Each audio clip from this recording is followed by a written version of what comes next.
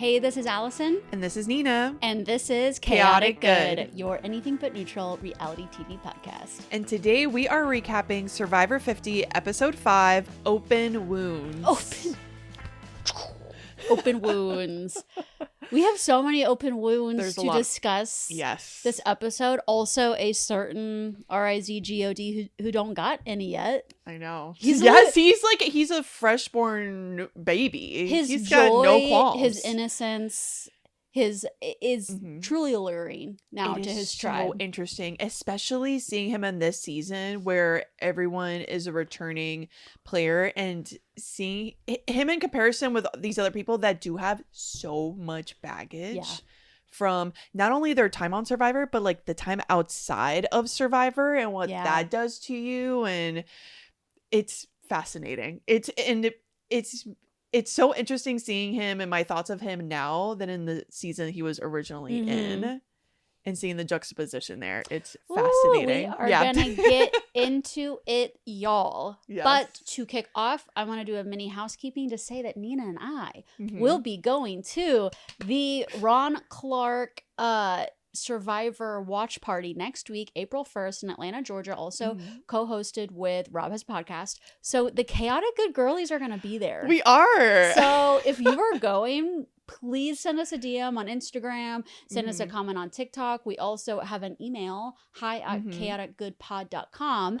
So hit us up because we would love to see y'all. Yeah. And if you see two girls walking around that look just like us and have shirts that say Chaotic Good on them, that's us. That's us. And just like, come say hi. We're friendly. Like, we would love to talk to you. I'm so excited. Yeah, it's going to be... We've never been to a watch party like this. No. We've only been to our own watch parties, which I actually hosted yesterday's watch party. So it was just so good. I did it at my dad's brewery, Authentic Brewing, and we pulled out the projector, got all the couches out. Popcorn, your famous popcorn. We watched Under the Stars, had a few brewskis. Yeah. It was a really good time. It was really good. And it was a fun... Again, just another fun episode. I'm having so much fun this season. And another bit of housekeeping that is fun is that next month Nina and I will be actually hosting our own public Survivor watch party in Athens, Georgia. So just keep in the loop on the updates there because it's going to be so fun. Yes. But we tasked ourselves with some homework items before we wanted to do the recap. So first we wanted to share what our warrior nicknames would be for each other because Coach so graciously nicknamed himself. Yes. LOL, nicknaming yourself. Yeah. But he also nicknamed his bros, Joe and Colby. Yeah, his crew. Coach is the Tide Walker. Yes. Okay. And Colby is the Colby is Oak-bound Warrior. Oak-bound Warrior. And Joe is Stone Bell Monk. Or is it Stone Belt? I started Googling and it's either Stone Bell or Stone Bell, like ding dong bell, or belt as in like a stone belt around your waist. Anyway, I don't know. Sorry. Both sound badass. So how about Nina, you start with? Oh my God, with yours? God. Okay. Okay, so I thought it was only right, like Coach, for me as a white person to look at other cultures and, what the things that they practice, their mythology, their folklore. And I came upon one that I think fits you really well. And then I put in some other words in there, like for fun. So your full nickname, because I also liked the longer names, your full nickname is Pug Queen Barong. Barong is a benevolent panther or lion-like spirit in Balinese mythology. How do you spell that? Barong. Okay, Barong. That acts as king of spirits, embodying goodness, protection, and virtue against dark forces. He's known for protecting villages from evil. And what really got me about this specific spirit is that Barong is brought to life and activated, if you will, through sacred energetic dances meant to repel evil and maintain cosmic balance. Wow. And wow, yes. Yes. Sign me up. Yeah. I I could actually pull up a video now, just so you can get the visual of activating barong. Of activating barong. Okay. I saw it. I watched it. Because I love a dance party. Exactly. No, exactly. I looked up. I'm like, gods, goddesses, folklore creatures that get their power from dance. So this spirit, this king of spirits, gets their power from this dance that villagers do, and also the look. Oh my gosh, I cannot wait. I don't know if you're ready. No, absolutely not. Oh yeah. Oh, yes. In the edit, I'll have to include the video. Yeah. Or like image or something. The images are so good. Okay, this is great. So good. So I saw that. I saw the dancing. I loved the idea of cosmic balance. I really liked that. Yeah, so that's where, oh my gosh, that's what you Pug are. Queen Barong. Amazing. Yes. Okay, well, I have Nina's nickname prepared. Oh my gosh. So my nickname for Nina is my willow sister. Ooh. So willow, like the willow tree, yes, is known for its flexibility. Mm-hmm. They bend, but they don't break. Because I do see you as a flexible, go with the flow person, but you're also an unbreakable person. They are known for their endurance because they survive storms. And they're also known for their quiet protection because they are often planted near water to stabilize the land. So I also see you as like a protective force amongst our friend group. Oh my god, this is so sweet. I love doing this for each other. I think we should. Okay, side note, we should do this in Cumberland. Like give each other like nicknames, but it's more about talking about why you want to like name them that. Oh, I like this. Okay, keep going. The name implies deep kindness and emotional intelligence, loyalty and strength, and a loyalty and strength that isn't aggressive or loud, but steady and absolutely there. Because I just see you as that kind of great friend to me, but also all of your other friendships and other relationships that you're with. I feel like you are like a willow, and you're obviously a sister because you are a girl's girl. Oh my gosh, I love this. Oh my gosh. Nina's my willow sister, and I am her Pug Queen Barong. So that's the new co-host of the podcast. It's not Nina and Allison. Yeah. That's what our lower third is going to be from now on for the rest of the season. Oh, now we got to think of a nickname for Nana. So for the next time that she's here, she was actually supposed to be here today. Nana the corgi? So, yeah. But we're bouncing between houses. Ooh, okay. But we'll think on this. Yeah, especially since you're so good for thinking of Italian names. Nonna obviously is Nana. That was really easy. Yeah. They're all the Italian names come easily to me. But now we just have to come up with warrior princess names. It's so fun. Okay, the next project we have for each other is we're going to share the open wound that we ourselves are bringing into recapping this Survivor 50 season. Because if all these castaways are being so open and vulnerable and upfront and honest or honest-ish about the baggage and, obsessive thinking that they're bringing into the game that other people know about, like someone like Rizzo, someone like Mike White knows about and is kind of like and is using that to their advantage, their disadvantage, but everyone's very aware of everyone else's baggage, which is also fascinating.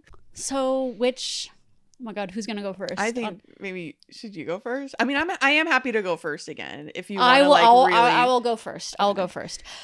So my open wound, we're going to take the journey. I love this. To get there. Okay? Take me there. Because if I just say the phrase, you guys are going to be like, okay, like what?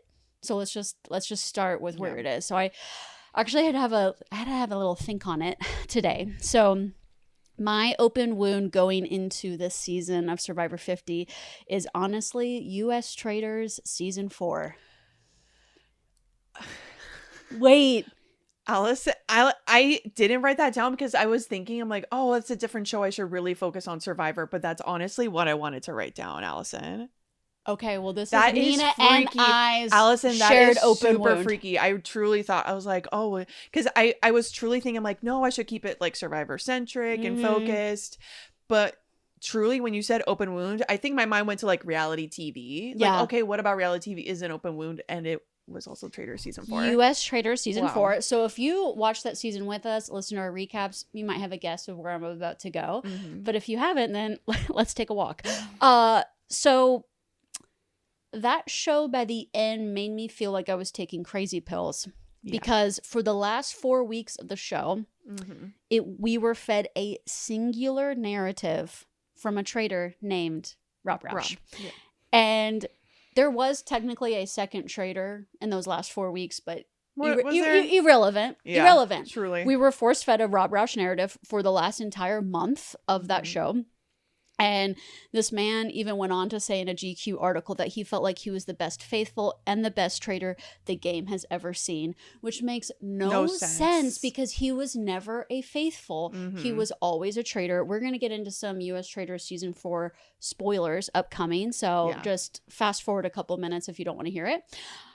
And I felt like the narrative was that we all had to fall in love with Rob Roush's game as a traitor. And then the other narrative was that the woman he took to the end, Maura Higgins, was dumb. Dumb to the point that she leaned in heavily into that narrative. And then after the show, when she was like getting papped as Rob Roush was buying her a Birkin, she was wearing a shirt that said, "I'm dumb." A woman was wearing a shirt that said, I'm dumb. And when a TV show, when a reality TV show becomes a narrative bro fest, and the only female narrative is making a woman look dumb, it makes me feel crazy. And it not just her at the end, like making all of them look dumb or annoying. Yes. Even the other traitors. Yes. Even the other female traitors, I should specify. Mark. And that is my open wound, is that when it starts to smell like a bro fest and the girls are looking messy, lazy, dumb, chaotic, I'm not okay. I'm not okay with that. I'm not okay. And Survivor 50 is encroaching.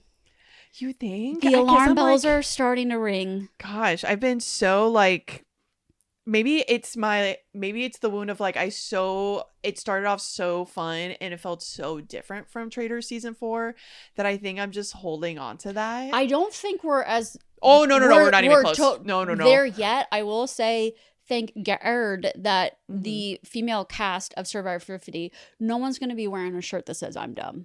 No one's going to be doing that.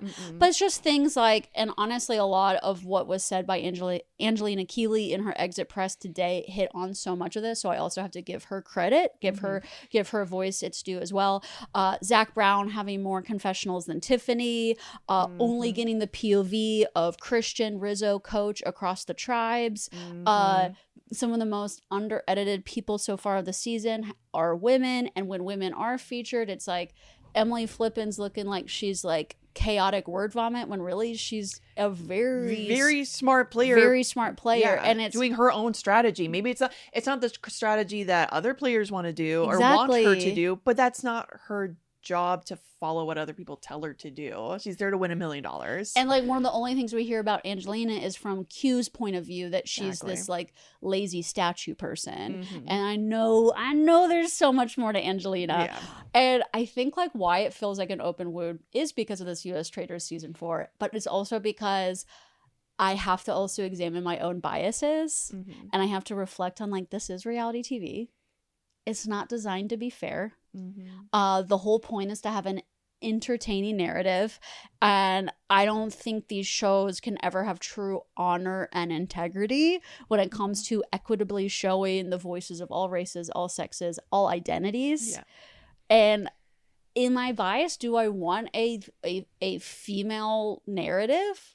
Am I so against bro narratives? Like, what is it really within me that like gets repelled by that? And like, am I being unfair too? So I think anyway, that's my wound. That's the wound. Yeah. That is the wound. And I hope that the merge and getting all these people on one beach, I wonder if Survivor production, with the narrative that they're telling, are they setting up some of these boys for doom? Interesting. Kind of like Q, like how we were getting so much Q. Yeah, well, it's just this like now this he's whole gone. segment of like Coach anointing these people and giving them nicknames, and like it looks as if like Rizzo formed this girls alliance, and we don't even hardly get the perspective of like Suri being part of it. Yeah. For example, also like Christian being a narrative force. I feel like is the narrative like their downfall later in the season, and maybe it's gonna be like you know, a female uprising in the second half. I don't know. Or are these boys gonna take it to the end?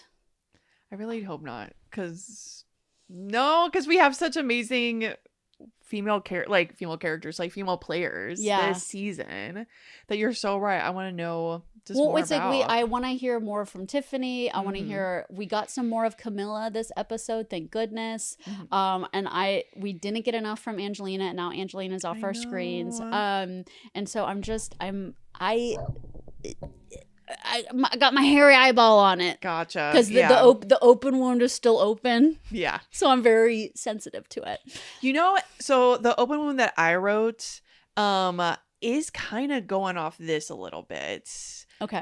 So I wrote down that my Survivor open wound that I'm taking into Survivor 50 is those poor people on the boat getting tricked into thinking they were going to a photo shoot. Oh my gosh. And then the game starts. And they say to jump off the boat. It's like, okay, the game is starting now. You need to jump off the boat, get into that village. Oh, you don't even have your, what was it? You don't even have your shoes. You have to go get your shoes. This is Survivor Season 7 Pearl Islands, which Nina and I, y'all are about to get hit with some insane Survivor deep dive profiles because Nina here has not watched older seasons of Survivor. So I'm telling her the deep dive Survivor stories of some of these players, and one of them is from Survivor Season Pearl Islands. And just like Nina described, it's the season starts where they think they're on a publicity shoot, and then they're like, "Say, gotcha, the game begins now." Yeah, which I find to be not fun at all. I could understand maybe where the producers are coming. It is a twist. It's exciting. It is like, oh wow, okay, we're really okay, let's start, let's go, and it's really keeping them like off balance immediately, just making them like jump into this competition. So I can understand from an entertainment point of view how that could be interesting. Me personally, the game is hard enough. Hi, the game is hard enough. I don't think we need, the challenges are hard, surviving out there without food. I personally think it's already hard enough. I do like seeing them being challenged in that way already. I don't think they need like this added thing. I don't think it's funny. I don't think it's fair. And the more I thought about it, again, it's like, why do I hate it so much? Why is it about this particular thing that I just keep going to? And I think it's because it's a prank. It's essentially a prank that I find to be misogynistic, because I think we maybe have talked about this before, where it's this thing where, okay, so they're dressed up for a photo shoot, and while no, not all women dress up in dresses and high heels for photo shoots, but that is what quite a few of them do, right? And because dresses are cute, dresses are pretty. I like high heels. I also would have liked to have dressed. I also put myself, I would have liked to have like dressed up. And when guys dress up for the most part, they're wearing pants, they're wearing closed-toed shoes, button down, long sleeve shirts, belts, a blazer, a jacket. Yeah. You know, that if they were to get stranded, I mean, they will be fine. They'll be comfortable. Meanwhile, some of these girls were in like a strapless dress and little strappy heels. So I found the prank to be, I don't think the producers were thinking about how this was going to screw over women more, like exponentially. Spoiler alert, more. They do it again in season 15, and I'm also looked that up. I looked that up for Nina too. And I'm like, Allison, I looked it up because I wanted to write down like what season, but I couldn't remember, and it came Survivor up a couple, and I was China. Like, oh my god. And while I don't think production was trying to be misogynistic, I don't think they were thinking like, we're gonna screw these women. That is what it comes off of, which again, I go deeper.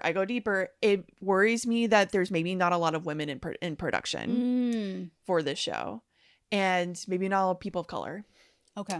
And I wonder if when we get into these issues about what stories get highlighted, what people get highlighted, that's maybe where there's like a bottleneck situation where I do want to give people the benefit of the doubt. I don't think media is like this like devil worshipping cabal that it's like we can only show white people and their stories, and it is impossible to be truly equal. Yes, because when there's also like, so many people. Like again, the like half the cast is male, and so we do need to feature the male narrative and like the true alliances that are happening and like what's going down, but it just we have open wounds. About that, and it just made seeing a prank like that really made me see that production does not have your best interest at heart. And it's just like the idea of what production thinks it's like funny or fun is not always like what I think is funny or fun, and it just makes me like very mistrustful of production. Is where that's my wounds that I'm coming in with this season. So honestly kind of similar. I'm teaching Nina so many things with these profiles that we're getting into. I know. I'm getting a lot of context. The Survivor world for me is getting bigger and bigger with every time we do a profile. And what was interesting, and we'll get into this, is before we even started this recap, before we started recording, I was like, there is the story we're being told of the Survivor 50 season, and then there are so many layers below, like deeper within these people, and then there are so many layers like bigger than these people too. The production layer, the social media layer, the people coming in, whether they have like a redemption arc or like something to prove, like their personal baggage layer, personal friendships and relationships that are outside of this game layer. Oh my god, so much Woo. Beyond the beach. So we have so much to discuss, so let's get into the recap, shall we? Let's do it. All right, let's start off with CILA. We do have a double elimination today, but we have not seen the CILA group go to Tribal Council. No, it's their first time. So I wanted to hit them first. Charlie's out. Tears on my guitar, Jeff. Oh my gosh. And I did notice this episode that he was wearing like a little friendship bracelet, which I wonder what it said. Yeah. Is he taking out Rizgod style? Operation Bad Blood? Oh my gosh. Also, kudos on his buff necktie. Oh, his buff necktie with his blue striped shirt. I haven't seen a buff like used like that. No, it was I love it. Truly innovative. Yeah. So fashionable. Charlie, you got it going on. Yeah, so I feel like it is what I want to get into before we actually get into the vote is the psychology behind Rizzo and Charlie. Because this was definitely pitted as like these two boys going after each other. It's almost what I wrote down as the unknown bravado boy versus the sunrise strategist. I see them as two similar young men. Smart, witty, self-involved. Yeah. But it's interesting. It's like I see the two of them. It's almost as if like they're the same person, but in different metaverses. Yes. They're like on a different path. Yeah. So Rizzo is on a path of confidence. Yeah. Because he loved how Survivor 49 went for him. He was not a winner, but he like had so much fun playing. Was a big part of the season. Got far, yeah. He got far, and then maybe even a dream bigger than winning, he gets invited to come back immediately after. Whereas Charlie is on a path of redemption. He's got that wound. Yeah. But he's still returned. He's still fighting. And I just feel like Rizzo and Charlie are two people that some of these people in this show, it's like, oh, if we had them meet at a party, they would be fast friends. Like Genevieve and Aubrey. Yes. I feel the same way about. That I'm like, oh my gosh, I thought you guys would get along because I see There's so many similarities. So many similarities, yeah.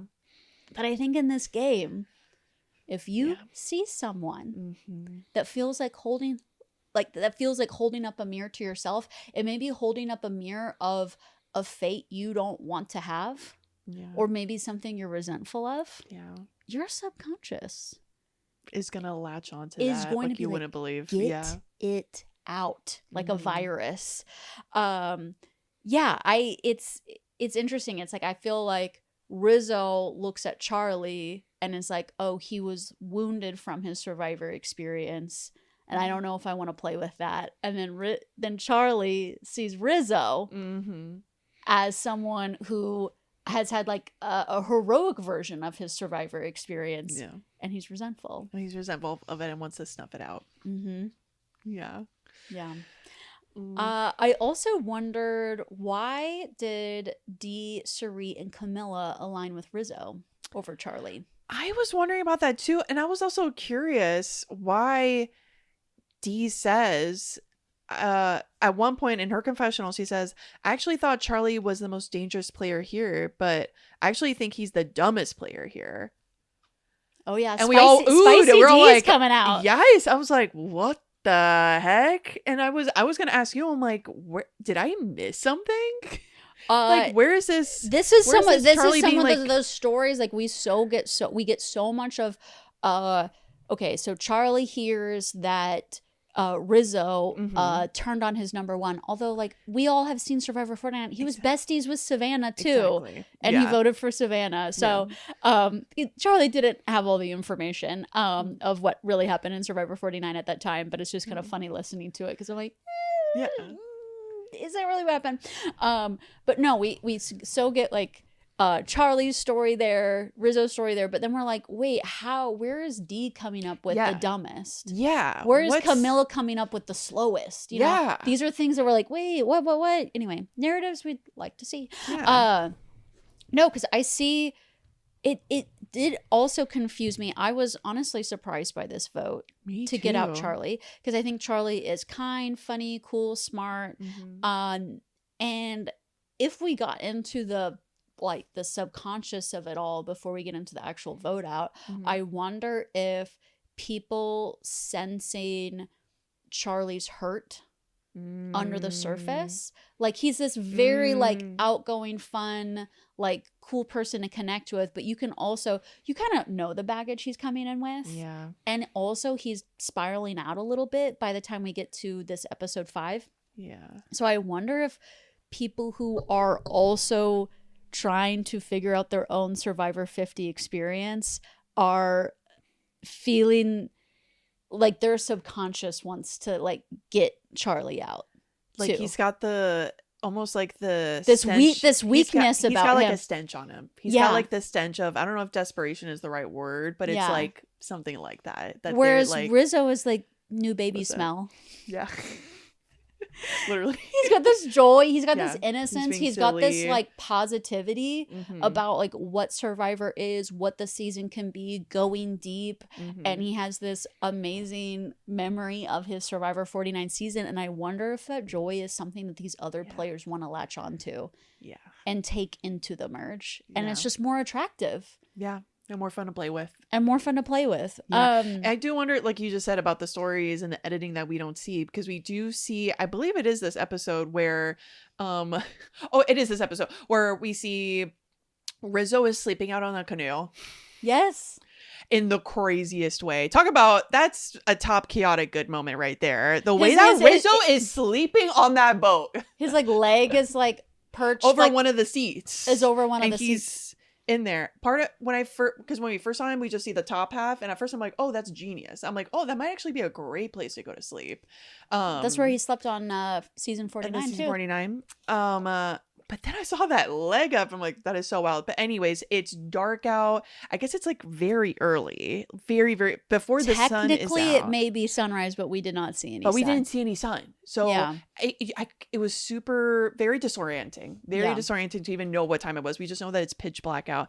And Rizzo's out there sleeping. And we just see Charlie with, I'm sorry. It's just the way it looked at night, but like with crazy eyes. I'm sorry.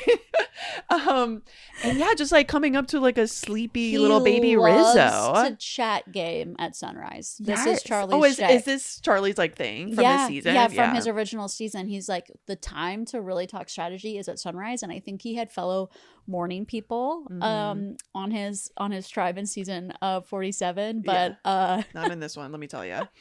They like to sleep. 46, I mean. 46, sorry. Yeah, people like to sleep. And then so yeah, Charlie just immediately talking knocks on the boat. Knocks on the boat. Knock. Hi. Oh, you sleeping? Oh, can we talk? And he asked because he was feeling weird about the immunity idol and like who knew the B-Bye. Yeah, the Bibby, the Billie Eilish boomerang idol, BEBI. So in my notes it's baby. Have you been talking about the baby? Oh, don't get us started. Don't get us started. We're holding back so much, y'all don't even. The friends listening to this are rolling their eyes. They hear us just go off on this. So yeah, we talk about thoughts that you kind of like spiral with on this show. And that was his spiral. Yeah. And like he needed to know. He needed to know right then and there. Doesn't matter. We don't need sunlight for me to figure this out. Yeah. I'm just gonna ask him. And I believe Rizzo tells him the truth that he told D. Exactly. Yeah. Which I believe at that point that is the truth. That is the only person he had told. Yeah. But yeah, just like Charlie was coming in with some really weird energy, like very intense, which makes me wonder if the reason that also people didn't want to play with him is like, was he pulling that kind of like weird strategy talk with other people? It's a couple things that I've been thinking about with Charlie. So preseason interviews, people were not loving Charlie's vibe and aura. I feel like that was unfair because Charlie preseason is like, yeah, I don't do the whole like, I don't like try to game the season before I start the game, as in you're like doing like thumbs up and like winks and like big smiles, like let's play together, I'm giving you a big smile. Like he was very like non-emotive. Yeah. And he's like, I would like for other people to, I'm not prejudging anyone before the game, and so I would like other people to give me that benefit of the doubt too. And that is quite hopeful because it's extremely hopeful. It's not realistic. And a lot of people just, they felt like his vibe preseason wasn't very good. I think also the way he played season 46 is he was a middleman and truly played the middle to the end, and then tried to like essentially convince the jury of his strategy. And as viewers, we saw his strategy. And he played a good season. But it was hard for other people to navigate that. And I think big players like D don't know a middle. She's never seen it. She don't know it. She don't know that middle. She like picks her people. If you're not first, you're last. Yeah, exactly. It's like, So I think him... And I think with these big players who know that they're big threats, these middle players are also very scary people to work with, because these are the type of people that can like weave in between different alliances, vote different ways and different, voting blocks and all of that. Yeah. And you can't really guess their next move. So I think that's why D saw him as dangerous. Dumb though, I don't. Dumb. That's so. And then she said, because he's so sneaky, and I'm like, I don't equate sneaky with dumb. Yeah. So I don't. No, where's that? Where's that coming from? Yeah. I was came off as like quite mean. Yeah, and there was some times in season 45 when I felt like if the confessional had kept rolling, we would have gotten the spicy D comment, but I felt I had a sense that it was like the hero edit, I guess. Yes, because she was the winner of that season. So I do love D. I do like D as well. Hey, D's bold takes, but yes, I mean, hey, we've heard one of her opinions. Yes, we did. So the vote, if we want to get to the actual vote, is Jonathan, Rick, and Charlie voted for Rizzo, so that's 3 on Rizzo, and then D, Suri, Rizzo, and Camilla all voted for Charlie. So essentially on the Rizzo side, everyone stuck with original VATU, and then they pulled in Rick, and they thought they had Camilla. Yep. Oh, wait, but also Dee was on original VATU as well. So that I missed that one as well. But they thought, I mean, Charlie thought Dee was with them as well. I thought they really had it like locked in for Rizzo. Yeah. And then and then Dee, Cirie, and Rizzo, we'll talk more about them as a threesome, but they feel so locked in.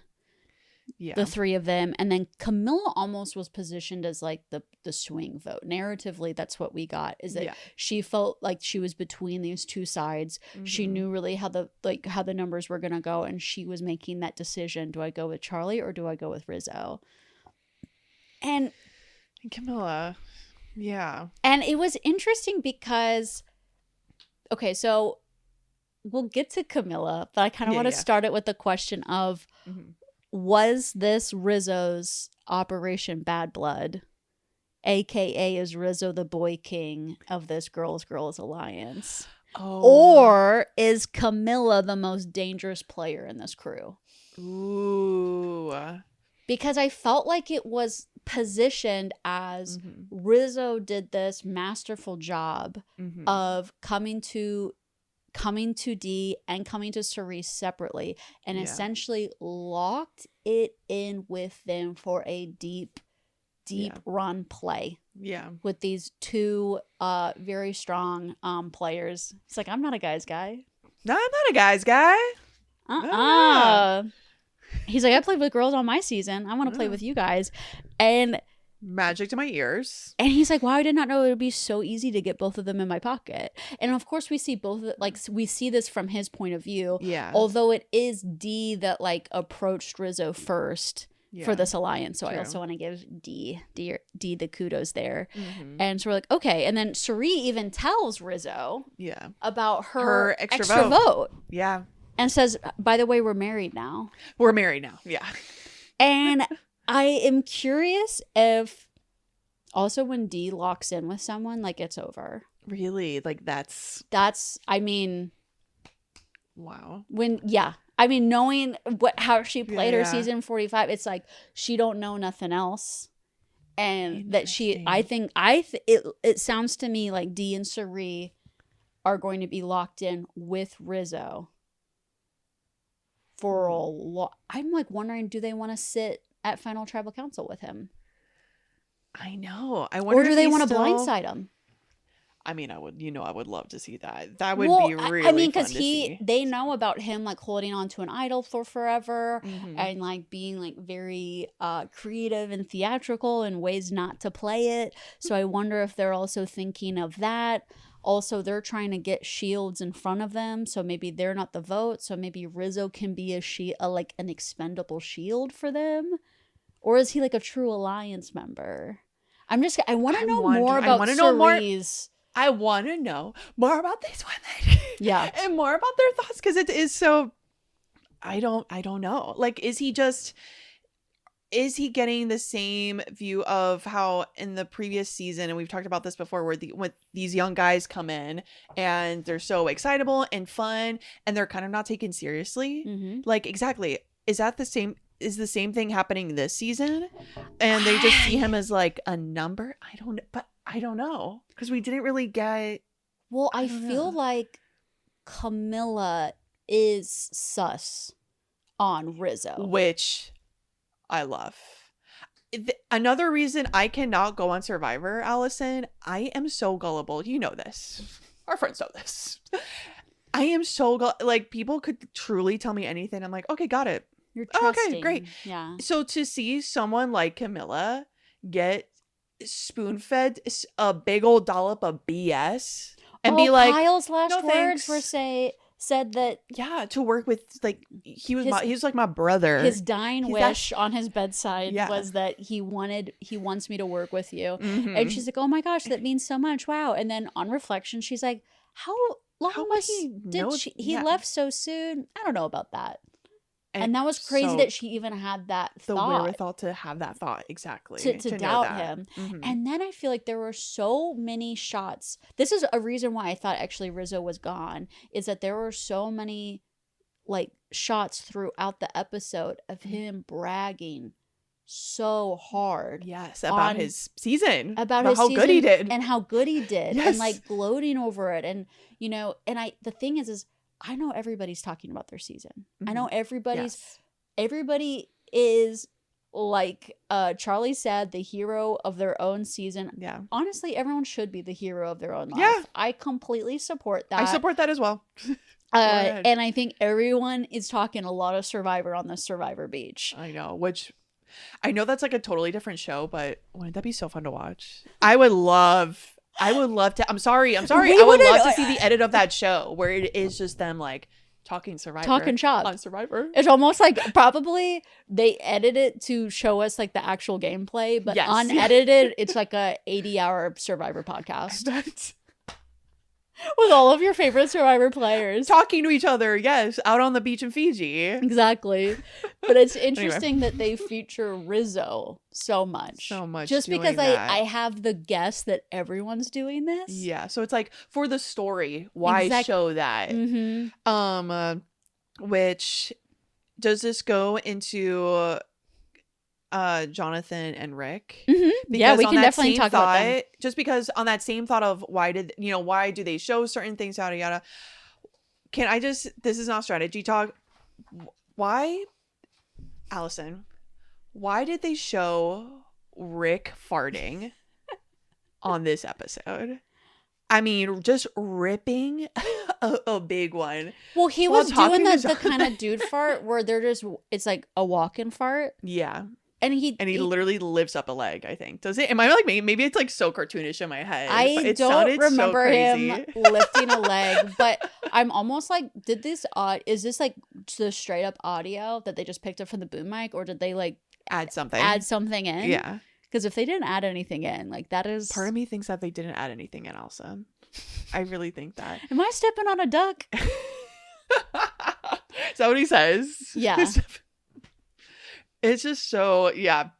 I didn't know what to think of that moment. Because again, it's like we get these each episode is only an hour and a half long. There are so many people still in the game. The way like, why do they show this? The way they spun that into a Rick Devens point of view is he was saying that he's like, I'm trying to come off as so chill, so humble, you know, normal dude, that they can see me as someone to pick up as a vote. So I think he's trying to make... So you think this is an act a little bit? I also just think he's like someone...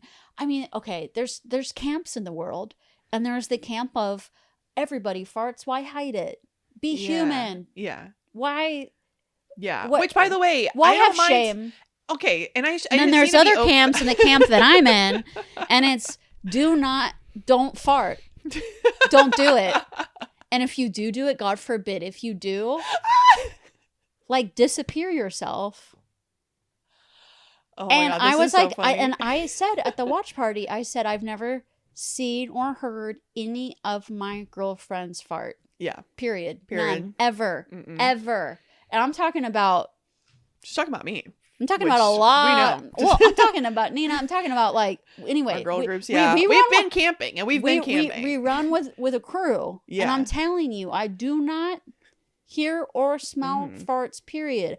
And I said that. And then one of our friends, her boyfriend was there. And he was like, oh, really? Come on. I'm like, have you seen... your girlfriend have you seen her has there been any evidence of your girlfriend you're sitting next to, one of my best friends, farting ever? And he said no. And I'm like, I rest my case, because she don't exactly. we don't yeah. So that's my very biased opinion on farting, is absolutely hide that.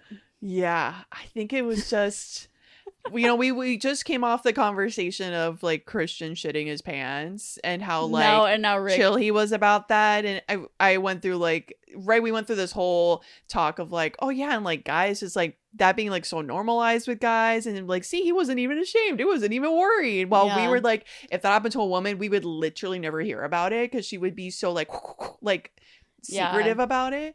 And then I think, yeah, something about this fart like rubbed me the wrong way, Allison. I don't know what the heck that was about.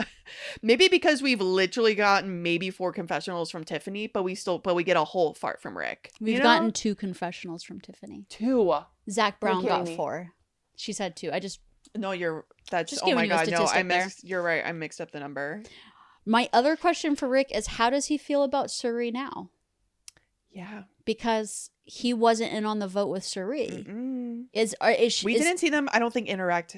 I don't think at all in this episode, no. right? Yeah. So they didn't vote together, but is like maybe after the vote, is Suri going to be like, hey, yeah, I voted with them. I couldn't tip you off because I'm trying to was trying, in any way, it's like I'm an agent maybe for this alliance, but I'm still going to be tight with you and work with you. Or is that now frayed? I'm just wondering how Rick is going to feel after this vote. And I know, guys, the preview for the merge, I can't, my brain can't even handle it.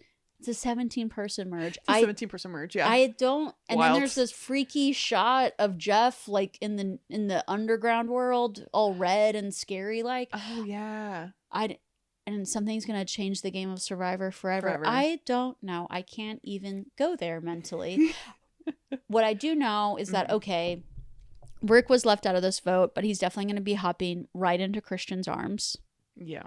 At merge time. Oh yeah. Of course. My buddy, my co-captain. Yes. My Spock. And I also feel like Jonathan, who was also left out of this vote, is going to be hopping over to that honesty and integrity trio of Coach, Joe, and Colby as well. I'm so excited to hear what Jonathan's nickname will be when he's going to be knighted. Oh, yes. Because exactly, he's going to absolutely join them, and Coach is going to knight him as something.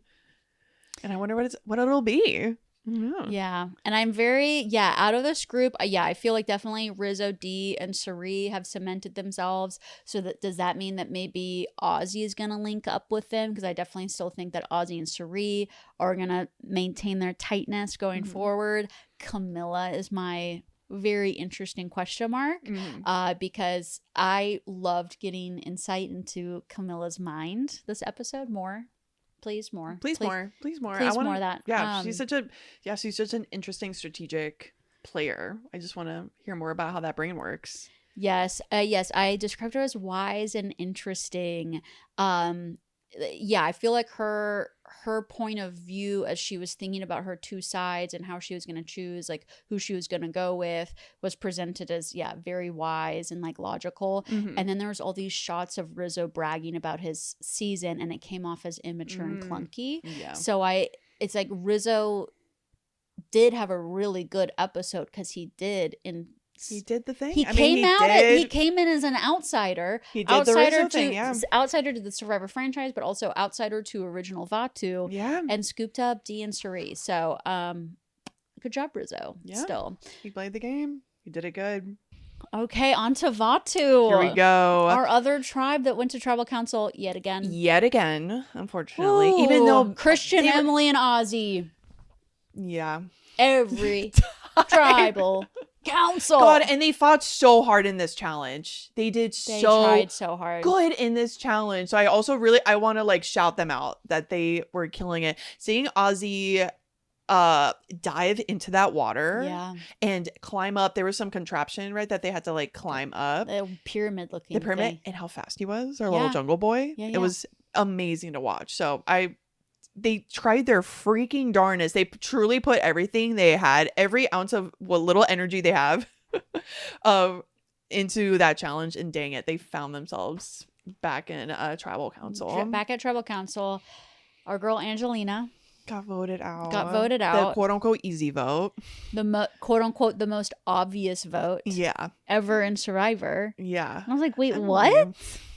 What? Yeah. I'm like, what does someone actually needs to do a thesis of the psychology of that, this idea of an easy vote or the obvious vote, because I think it looked, I do believe that Ozzy was starting something against Christian, but I do believe there are sometimes actually in reality easy votes, but editing wise they always kind of weave in maybe another option, but I think sometimes it does actually end up being easy. I mean, there were other options here that would have been quite interesting. And we'll get into all of them. Yes, and we will. No, we mentioned this earlier when I was talking about my open wound of bro narratives and then maybe missing some of the female stories here. Is I definitely felt like we lacked so much of Angelina's point of view this whole season.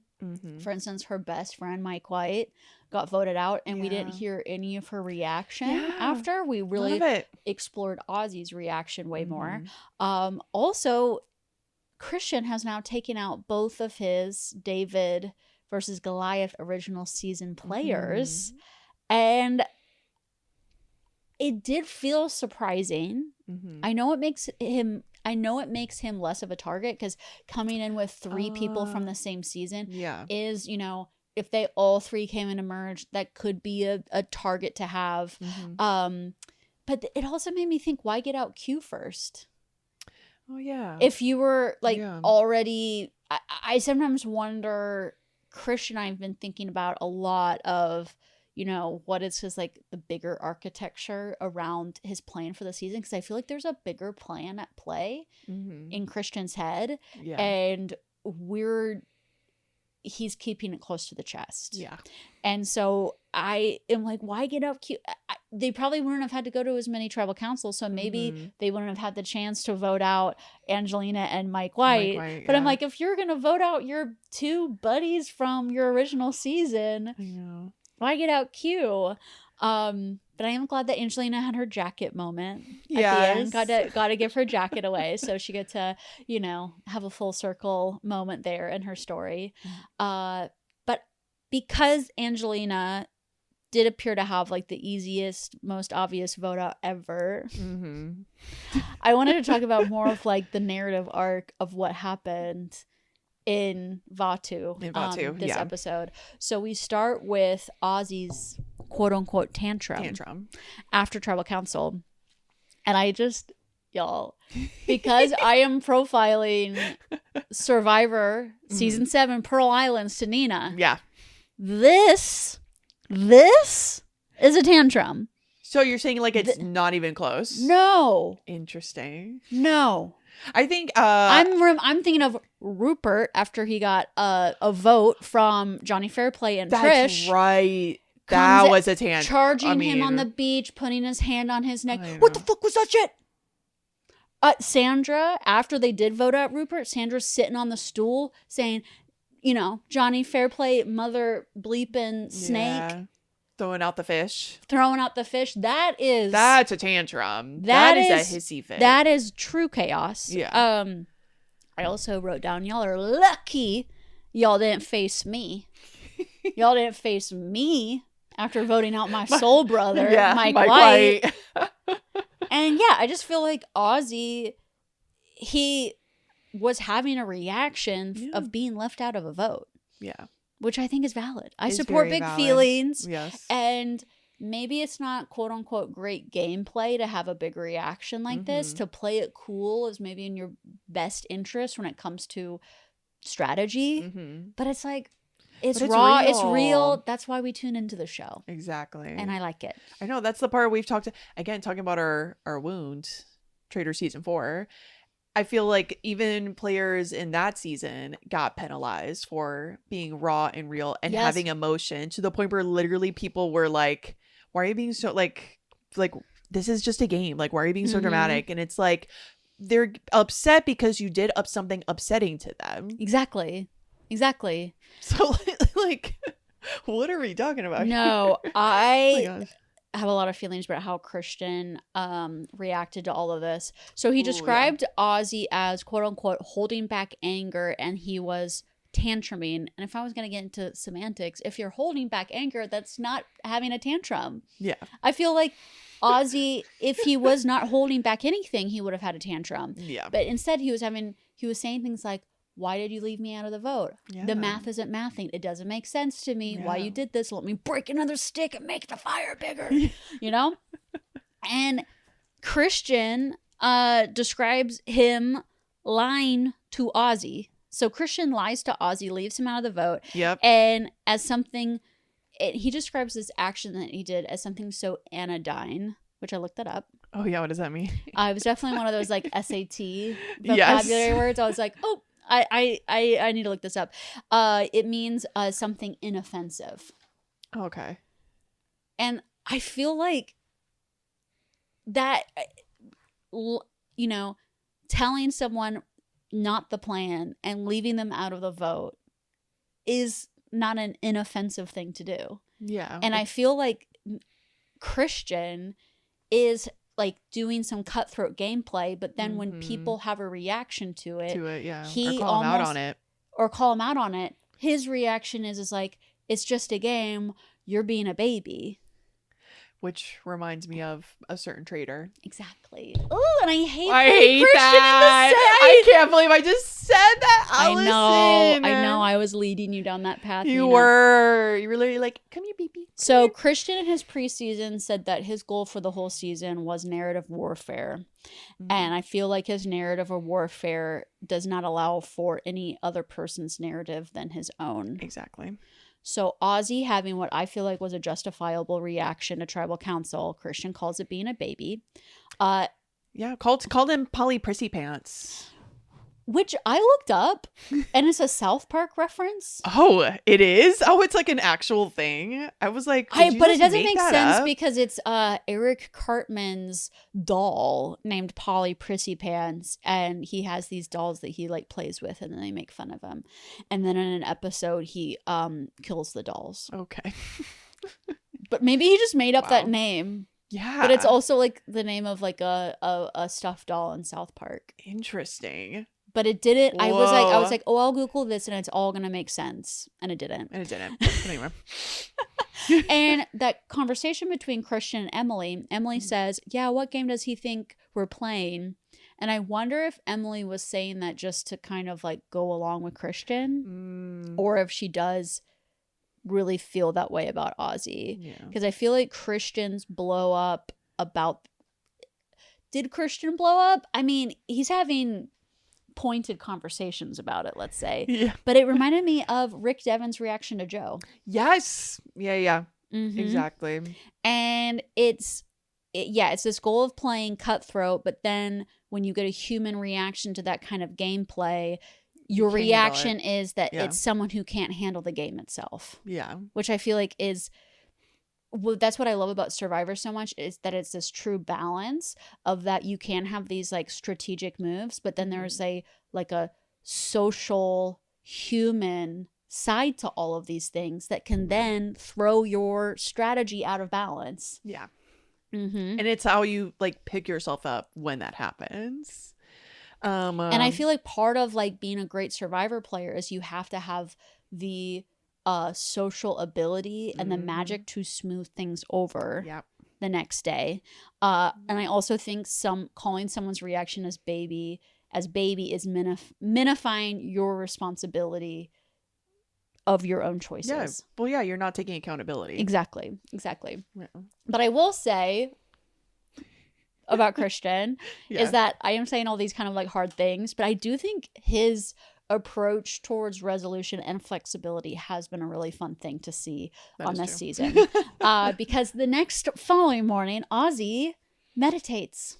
Yes. Yeah. We get a meditation scene on the beach. He's in his poncho. He's looking great. Love to see them meditating. And I was wondering, do we think Ozzy genuinely feels bad for how he acted, or is he self-regulating so he can fix his position in the game?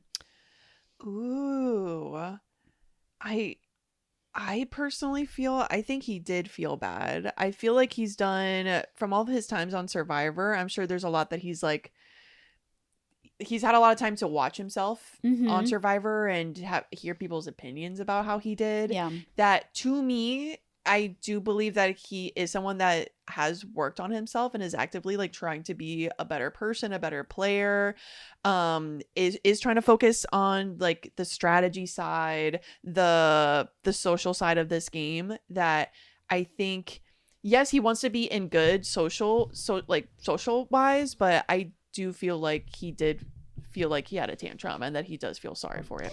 Yeah, and I also, I mean, what we saw on screen, I didn't count as a tantrum because I'm comparing it to some, you know, over the years of everything else. But also, I don't know if production was leaving, you know, things out. Because supposedly during the Joe and Rick Devens fight, it was a lot was left out. Yeah. Interesting. But no, Ozzy decides to go and apologize to Christian face to face after meditating and makes amends with Christian. And I will say that Christian is a resolution king, because when people come to apologize to him, what's so common in Survivor is that, oh, you came for me, now I'm gonna come for you. Or whether that's good for my game or not. We had a conflict and now the target's you. And Christian was able to make amends with Emily after she, you know, spilled the beans on Aubrey's idol. He now makes amends with Ozzy. And I do like it because it opens the game back up. Whereas I feel like in so many other cases, it's like it cuts off this this story of these people working together, like that is just like severed, and then we just have to like move on to the next thing. Whereas now it's like, okay, so Ozzy and Emily and Christian, there is a future of them still working together. I do also wonder like what I was saying before, like what Christian's like real plan is here, because I wonder if he is finding resolution with these people from his own like honest, like good heart of, hey, these people are like coming and apologizing and I like them, they're my friends, I want to work with them, let's move forward. Or is he like, oh yeah, I'm gonna resolve things with them because he has like a bigger game at play. He's like spiderweb that he's trying to like connect. Like like I know it's not Ozzy's time in my plans for him to go. So I need to resolve whatever's going on here. Or it's not Emily's time to go yet. Or maybe he's going to go all the way to the end to Emily. I don't know what his plans are, but I'm just like, I'm so curious with Christian. Curious what the big plan is. Well, and you said earlier that when Christian coming in said that his focus this season is narrative warfare. Yes. Well, it makes me wonder if taking out the other two David and Goliath people, if that is him like retaking his narrative from that season as almost like talking about baggage, talking about open wounds, like not having the like ghosts, if you will, of a past season like there with you, like maybe like getting those, having the plan. I wonder if that's that secret plan. It's interesting to me is that you know, Emily does this thing to go against Emily does this thing that doesn't align with Christian's game, telling about Aubrey's idol. And then also Ozzy is directly targeting Christian this episode, but he resolves things with them. Because while Mike, who was still going to be voting with Christian, just wanted to get the vote off of Angelina and was saying, you know, oh, maybe Emily's a Gabby. Like the moment Mike almost tried to be persuasive is when Christian was like, and it's your time to go. It's your time. Whereas other people who I feel like are doing more like straight up strategic things against him, keeps him around. Yeah. You know? Interesting. Yeah. And then is he more of an emotional player than we give him credit for? Yeah, like maybe there isn't a plan. I don't know. Maybe he is just like, okay, that made me feel weird. I don't know. Is Christian this like cutthroat strategist, or is he this like guy with an ooey gooey heart, but he's also a true like Survivor super fan, so he has all these ideas to play out? Yeah. I don't know. I don't know. Oh, it's fun to watch. And then Ozzy asks for Christian's shot in the dark. Yes. Which felt like such a big move. I know. Christian calls him a bleep head. bleep head to the camera. I also love Christian doing these like straight to the camera, like looks talking and head. talks like. And he's not while even it's happening. he's not even like set up for like an official confessional No. interview. He's just like Immediately. he's just looking at them and going, "Oh, he's a whatever head." Yeah. And then that's also when he says the Polly Prissy pants is he's just Yes. walking and talking to the camera. I'm like, more of that, please. Because Yeah. I want like survivors just like off the cuff moments and feelings. Like Yes. just turn to the camera and say it. Well, it's giving Bethany Frankel and roller skates, just like getting yes. the like her thoughts on what just happened at the party. Like right then and there. I know OG Roni did so well. OG with that. Roni. It also makes me think of do you watch or have you ever watched Sex and the City? Oh, First season. Oh yes, Do you remember first episode pilot. Yeah, pilot episode, first season, where SJP is talking straight to camera, Yeah. and some people like find that so icky about like the first season. I'm like, I kind of love it. Like, I don't know, it's fun, but especially for like reality TV, I think that like works so well. Well, you just get that immediate thing. Yes, that immediate reaction. It's so fun. So Emily tells Christian that Ozzy is going for him, Mm-hmm. and this is an interesting part that we were just saying before about Christian is that usually the reaction would be, oh, now we're going to flip the votes onto Ozzy. Like the reaction would be retaliation, but instead he decides to patch things up. Mm-hmm. And he does give Ozzy his shot in the dark. Does. A Which ritual. looks like a crazy like die. I know. I was glad just to see the prop so up close because I don't fun. think we've seen a shot in the dark this up close before. It has No. like the different symbols on it. It has name. It has his name. It has his name, Christian. Yeah. So fun.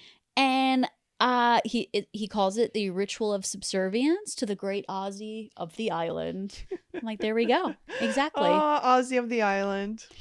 And I'm thinking like, could Christian have flipped it onto Ozzy? I think unlikely.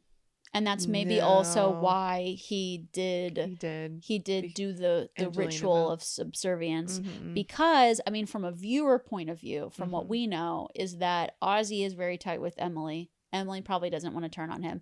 And we know now that Ozzy's also tight with Stephanie. Does Christian know all of this? I don't know. Mhm. But, I mean, they needed 3 votes. And so Christian and Angelina would have been able to vote together in this case, but they would have had to pick up one more. And I don't know if they would have been able to pick up Stephanie or Emily. I don't think so either. What I was thinking would be interesting when Christian gave Ozzy his shot in the dark, the little demon. Yeah, Diamond. The little demon that, lives on the shoulder thought, what would be fun. Yeah. Is for Ozzy to just make a complete 180, become like a diabolical player and get Christian out. I did have that thought. Yeah. That I was like, oh, got it. Like, yeah, it's like he doesn't have any advantages. I wonder. So that's what I was just thinking in my head. How you were just saying if Christian could turn on Ozzy, I was just thinking like, I wonder if Ozzy could have flipped it onto Christian. I think he could have. I think he could have. Yeah. Yeah. I think it. I just feel like with the edit, we've been getting so much Christian that to have him axed in this episode, I would have. That's why I wasn't taking that seriously. But no, I definitely think he could have, because Stephanie would have gone for it and Angelina would have gone for it. Yeah, exactly. And on the topic of Stephanie, I am surprised. Okay, a few things about Stephanie. Bravo, because she has survived longer than I expected. Same. Being on the on the outs with Q. Mm-hmm. I also was glad to hear her admit that she knew about Ozzy's idol. Yeah. Because that was confusing to me last recap. Because I'm like, I know she knows. Yeah. So like, why isn't no one saying it? Why isn't no one saying that? So she said that. Yeah. And it was interesting that she hasn't tried to get the vote onto Ozzy, because if Ozzy's blindsided with the idol in his pocket, then the idol goes back to her girl Genevieve. Exactly. So I was surprised by that as well. Interesting. But also Stephanie has come into this game saying that she's going to be like, nice mom. So maybe she like refuses to do anything as diabolical as that. Also, the crazy idea I had was, what if Genevieve is like, I want you to bring Ozzy alive and, like an alive prisoner to merge. so that so Genevieve can do the blind side of Ozzy. Do the blind side and get the idol.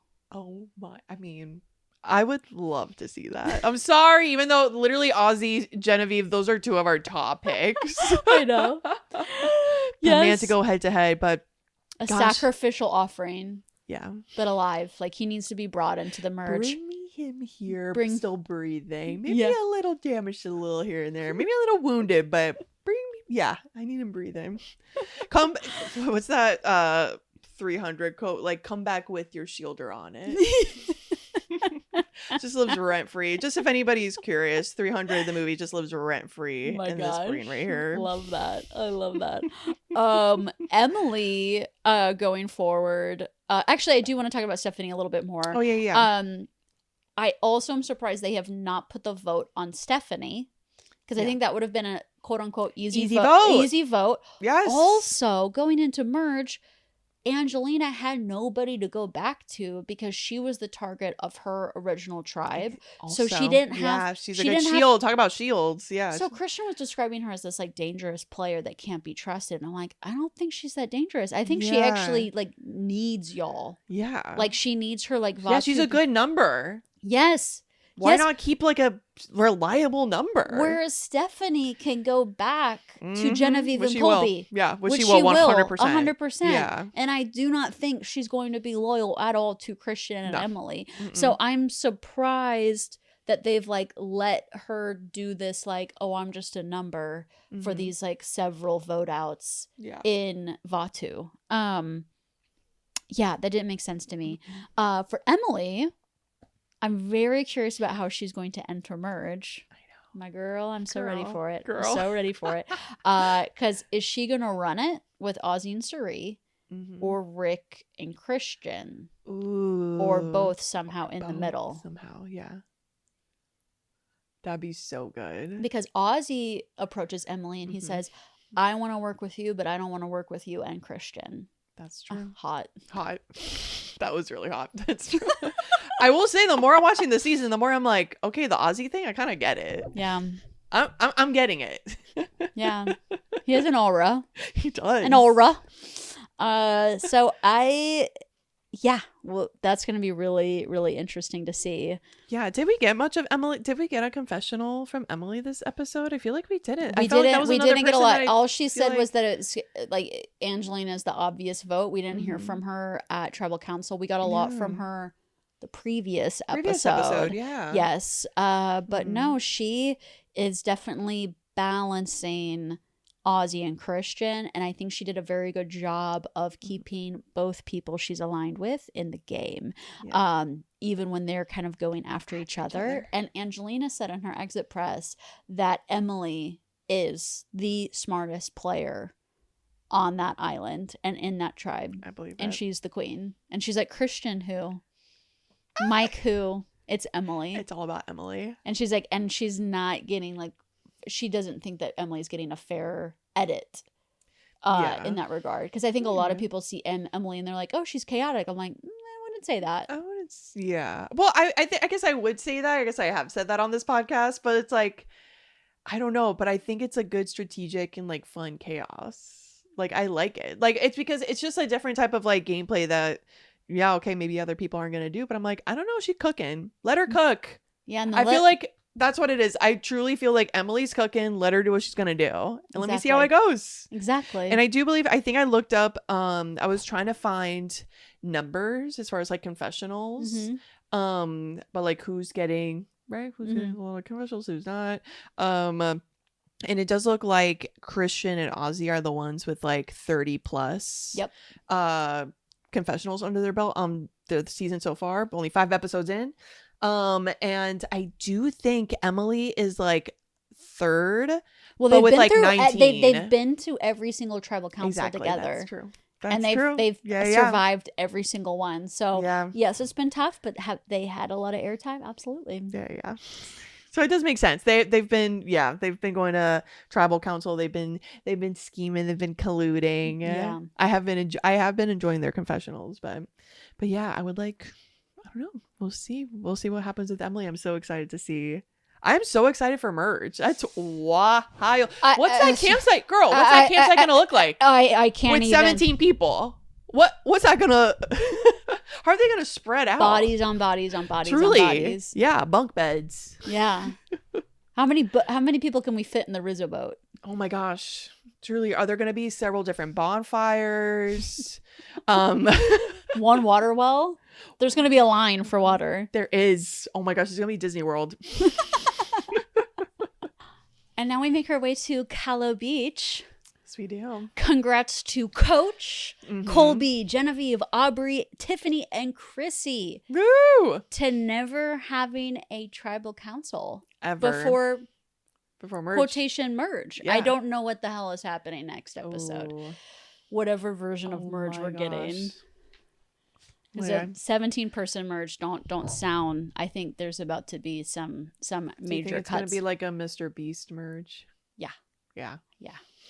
Something scary. Yeah, there was no celebrity in this episode, so they gotta get another one in there next. We got lots of Billie Eilish mentions again, Yes. of course. That's just part and parcel for this season now. Mm-hmm. So obviously we need to talk about Coach first, because it was a Obviously. very Girl. Coach coded KALO peak, and I believe Coach is assembling his religious army Again. again. You think so? Really? You don't think like, I'm guessing, yeah, Joe and Colby are obviously like part of that. Yeah, absolutely. No, this time he isn't calling it his Jesus army like he was doing in South Pacific. Yeah. This time it's the honor and an integrity army. Yeah. But it's the same thing based Wow. off of the same values. He's just Mhm. not applying like the Christianity angle to Yeah. it. Even though while he's doing his confessionals, he is holding a rosary in his Yeah, hands. and I mean, every time. totally his right to do that. It's just Yeah. I'm clocking similarities from past seasons. He knights Joe as his number one. Yes. Wants to go all Colby the is his way. number two. Mhm. He nicknames himself, which it's sad when people nickname themselves. Yeah. He's the Tide Walker. The Tide Walker. Yeah. It's a good nickname though. It is good. And if you have been watching us from the beginning, we know that Joe was named the Stone Bell or Belt. Or belt monk. Please leave in the comments if you If have you a know, strong please. opinion of which one's correct. And it's funny, Coach was promising to Joe and Colby, like, oh, these nicknames, they're not it's not like D&D fantasy. It's, It's real. They're real. but they do have to do with Dungeons and Dragons. Stop. Are you serious? Yeah, they do. Based on my Googling, they Oh did. my gosh. How so? Like literally those names? Yeah, the Oh my Stone gosh. Belt Monk is a thing in Dungeons and Dragons. Okay. Belt. Gotcha. Oakbound Warrior, I think he just made that up because when I Googled it, it only came up with Survivor 50 results. Also, their reactions as they were being knighted and as they were being told their nicknames. Mhm. I mean, Joe was eating it up. He was so honored. Loved it so much. I think their faces are a little frozen and wait, what's happening? Oh, you think? Oh, I yeah. felt like Joe was like really like, oh my god, man. I No, felt like there's Colby was There's definitely this why I was moment like, where Coach says, I have a nickname for you. And Joe just looks a little like, oh, wait. Oh, here we go. Here we go. I mean, Colby goes like, oh, shit. Colby looked stunned. Yeah, Colby. I could tell he's like, okay, smiling, doing that smile, like, Yep. yeah, like let me let this person talk. Let me let them finish. So I have a big idea for what I believe we're getting set up for post merge, Okay. and I believe we are entering into religious warfare, Really? but it's going to be gameplay warfare. Oh gosh. On one end, we have honor and integrity, all the way on that end of the spectrum. And then all the way on the other end of the spectrum, we have like the cutthroat strategists. Schemers. The schemers. Yeah. So all the way on the cutthroat strategist side is Rick Devens and Christian. Yeah. Who like can't handle like the human reaction or the human like cost of playing the game. It's not like they can't handle it. It's just like their reactions are a bit. It makes them so uncomfortable. Yes, Yeah. exactly. That's a Yeah. good way of phrasing it. Yeah. You know, like, yeah, Christian is calling, you know, Ozzy's reaction, calling him a baby. Rick Devens has that blow up against Joe. Joe for just saying, hey, what was Savannah whispering about? He's like, we can whisper in Survivor. Why can't I whisper? You know, like, it's like, oh my God. you know. And then on the other end, on our integrity, we have Coach Colby Joe. And yeah, it's like, it's kind of in like all extremes of warfare on either end. When you go all the way to either end side, of the spectrum, the approaches break down and there's like holes in it. So it's like on one end, it's one that denies the reality of the game, the honor and integrity folks, and then the others who like want to ignore the like social human reality of also playing the game. So I feel like that's gonna be the merge, and then there's people in the in between. So I feel like the D, Suri, Rizzo trio are going to be more on the cutthroat strategist side. But then I'm wondering, like the Stephanie Genevieve might be closer to honor and integrity. Which is so funny because, like, Genevieve is not that. But then I'm wondering, is that so funny? If, Genevieve is going to find herself on that side. And it's like, wait, how have I ended up here? Exactly. Because these are people who are, like, feel extremely strongly about their truth, their capital their T truth, gameplay point of view. And I think this is so interesting because in Survivor 40 Winners at War, all returning players, their big thing was new era versus old era. Okay. And that was how the factions broke down. But this one I don't it's see. A mix. It's a true mix. It's a true mix, which I think is Jonathan exciting. is going to go towards honesty and integrity. I believe Camilla is going to go more of the strategy end.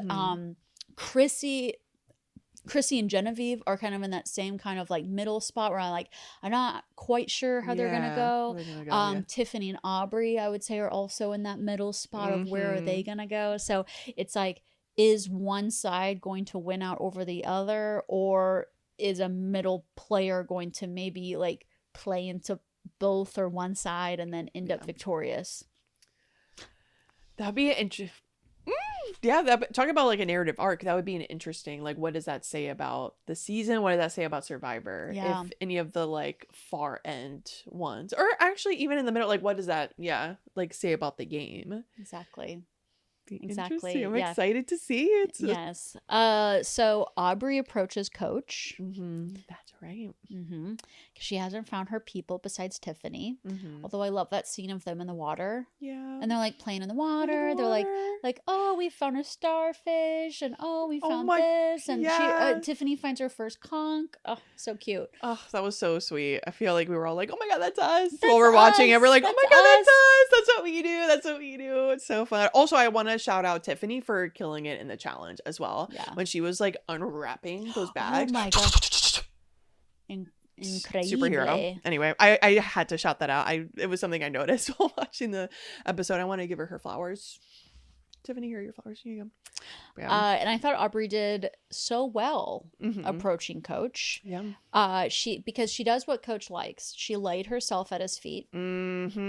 It reminds me of Sierra in his season, Tocantins season. Because Sierra, if you want to know the whole story, please check out our Coach profile that we did before season 50. That was a ride. Yeah, to say the least. That was so fun to profile, Coach. So Sierra is on the outs, and she pleads for her life to Coach, and it almost works. But then he says that she needs to die like a samurai and lay and fall on the sword and leave the game. And I thought it was interesting when Coach was like, yeah, people say I've had like bad social game before, but I don't have bad social game. I just drew lines, which means he's like, my social game goes as far as my alliances. Exactly. And beyond that. Yeah. And my alliances I can choose on any given day. who my alliance is, really. Yeah. That's kind of what that sounds like to me. I would say also what it sounds like to me is someone who has the social prowess of being able to form tight alliances, which, I mean, that's true. I mean, he started his army. Yes, you know? no, to form tight alliances. But then I would say like the next level of being like a social mastermind is someone who can navigate amongst multiple alliances, can be on the outs, find a way back in, find the crack, use that to that advantage. I would say that's a true like social mastermind, and that would be Suri. Yeah. Whereas Coach like finds his like core alliance, and he sticks with them, and then outside his social game outside of that, who knows? Because he also, so in that Tokenshin season, he refers to Brendan as the dragon that he needs to slay, and Sierra as the bowel movements that come out of the dragon. So, yeah. So intense. What a storyteller. I know, truly. And he says he does he not? He should do D&D. He was just talking crap about it, but I'm like, no, I you're think a storyteller. He does it. Okay. I think he does it. I think he's just embarrassed about it. Oh my gosh, don't be embarrassed, my guy. My guy, don't be. You're a storyteller. I think he's going up to these like cool guys like Joe and Colby and is like, I have a nickname, but trust me, it's not. But trust me, it's like not like it's not like weird. lame. It's not weird. Yeah, it's like cool. It's cool. Like that. And Coach says he has thrown out a lifeline to Aubrey and has reeled her in. And he, in his confessional, he's like, okay, don't get too cocky now. Shh now, Dragon Slayer. I know. That's wild. What a character. I'm so glad he's back on TV. Yeah. I wonder if Aubrey, now that she has I am yours, Coach, to be able to possibly save herself, is she going to be able to throw Genevieve under the bus to Coach? Because Coach sees himself as aligned with Genevieve at the moment. Oh, yeah. But she hasn't been anointed. She hasn't been given a nickname. That's true. Because she's not this, what does he call them? These strong, what if I get these strong beasts to the end of the game? That would be a sight to see. Yeah. He's a boy's boy. He is. Yeah. The opposite He's a guy's of Rizzo. Guy. Yeah. So I'm wondering if Aubrey can, like, you know, paint Genevieve out to be this. As his, like, adversary. This dark force that needs to be taken out. It would be interesting to see Aubrey do that. Of course, I really don't want her to do that, but because I want my girl Genevieve to stay around longer. But it would be interesting to watch Aubrey, because again, we haven't seen too much of Aubrey. Like, I haven't seen any of her gameplay as far as just like her feeling downtrodden in the game. Exactly. So personally, I would also like to see her like have some fun in the game. Exactly. And like, okay, let's shake it up a little bit. Like, oh, I'm gonna work with Coach. Like, and you know Coach, what? I will work with Coach or something like that. Yeah. In preseason and like in years before this, she's always talked about how like she's wanted to like play with Coach, and if there was a returning season, she was like, "Oh, Coach needs to come back." So I think she's been a Coach fan for a while. Okay, that makes sense. Yeah. Oh my God. Well, I'm excited to see. I don't know. Is there anything else? We didn't really get much. This is the Winter Tribe. KALO. Yeah. They had that Zach Brown Juju.